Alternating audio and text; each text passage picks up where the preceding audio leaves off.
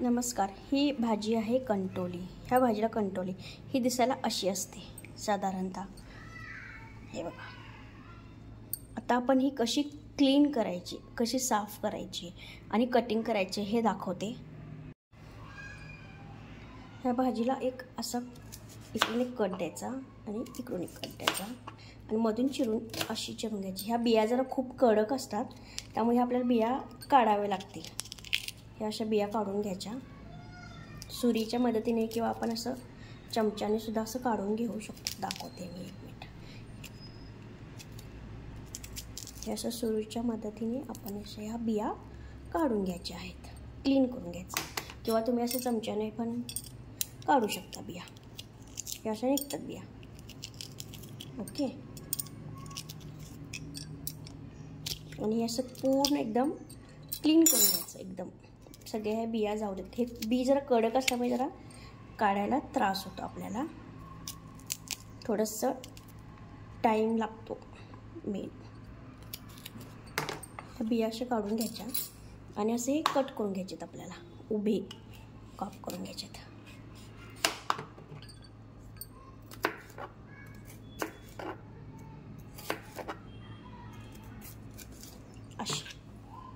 असे भाजी करण्यासाठी आपल्याला हे असे उभे काप करून घ्यायचे आहेत. ह्याचं बाहेरचं कवर असतं, जरा कठीण असतं ते थोडंफार, पण ही भाजी लगेच शिजते. असं कटिंग करून छानपैकी घ्यायचं आहे.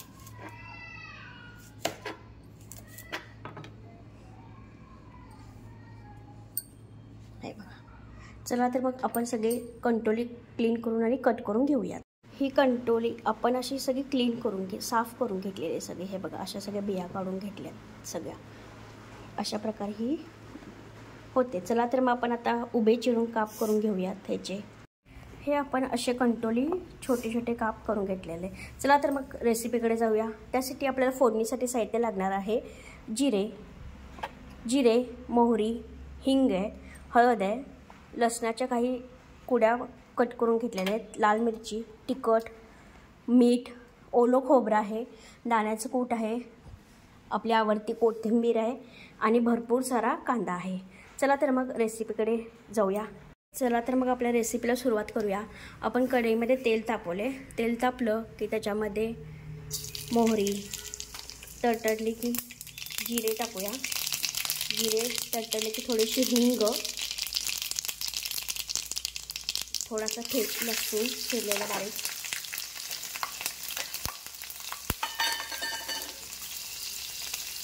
ते छान गोल्डन झालं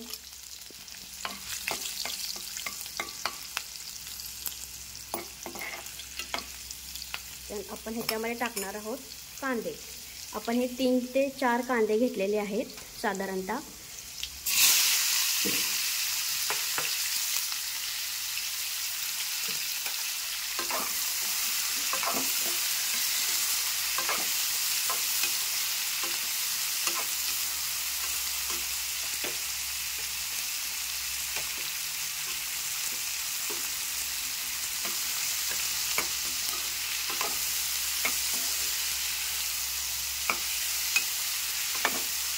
हा कांदा आपण आता शिजू द्यायचा आहे. भाजण्यापेक्षा हा कांदा जेव्हा शिजेल ना तेव्हा याची टेस्ट कांद्याची येते. त्यामुळे त्यात एक झाकण टाकून आपण हा कांदा शिजवून घेऊया.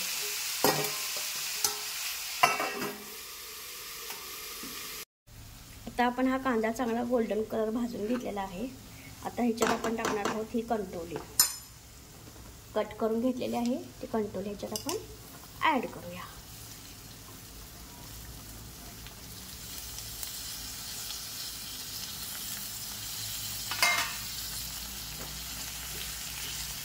आणि छान असं मिक्स करून घेऊया.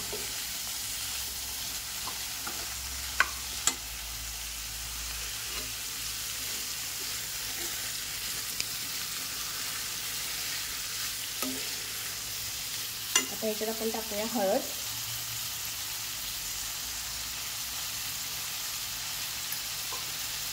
चवीनुसार मीठ, आणि एक छान अशी वाफ आणू द्यायची. मंद आचेवर, म्हणजे हे असं मऊ होऊन जाईल.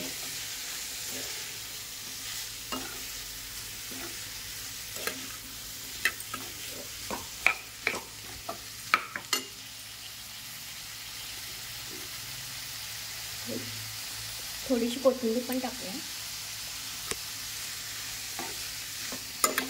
आणि मंद आचेवर छान येईल अशी आपण आता वाफवूयात.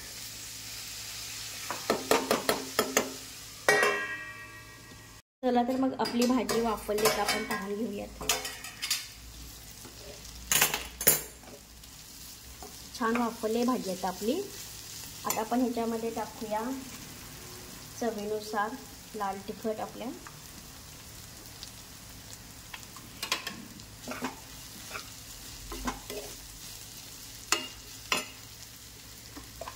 थोडंसं अगदी किंचित टेस्टसाठी दाण्याचं कूट टाकायचं.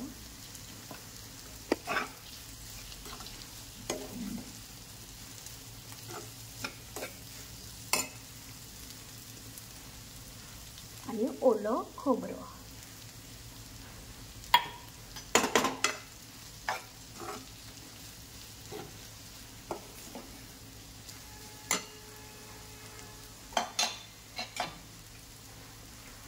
कोथिंबीर.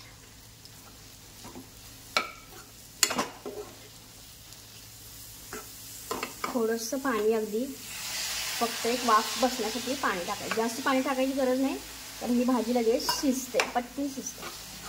आत्ताच थोडी ती शिजलेली आहे. आता फक्त मंद आचेवर शिजवून एकदा घ्यायची, बस. आपण गॅस बारीक करूया आणि भाजीला छानपैकी शिजू. चला तर मग आपली भाजी शिजली की आपण चेक करून घेऊयात. वा,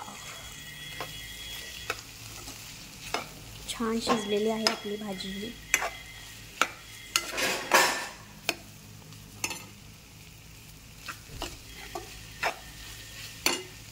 अशा तऱ्हेने आपली ही भाजी तयार झालेली आहे. वरून खोबरं आणि कोथिंबीर सर्विंगसाठी आहे.